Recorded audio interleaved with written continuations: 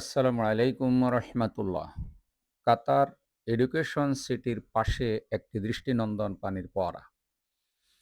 আমার ২০২৪ সালের সেপ্টেম্বর মাসে রবিউল আউয়ালের শেষের দিকে কাতার সফর করার সুযোগ হয়েছিল কয়েকটি দিনই প্রোগ্রামে।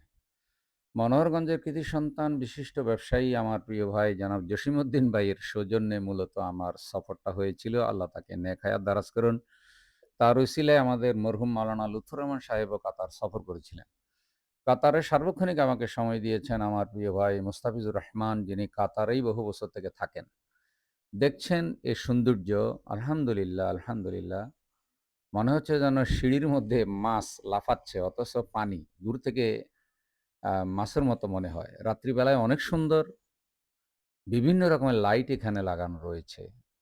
এডুকেশন সিটি, এখানে যে দৃষ্টিনন্দন মসজিদ রয়েছে এবং সেখানে বিশ্ববিদ্যালয় রয়েছে এবং জ্ঞান আহরণের সুবহানাল্লাহ যাবতীয় ব্যবস্থাপনা এখানে রয়েছে।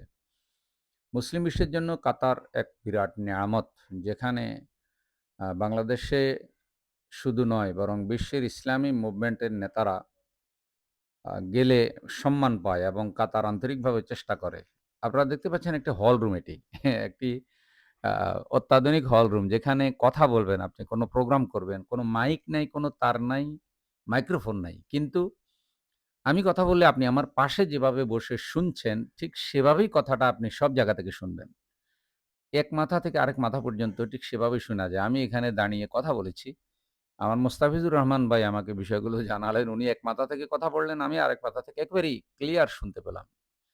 এটি একটি হল রুম। প্রাকৃতিক পরিবেশে খুব সুন্দর করে সাজানো।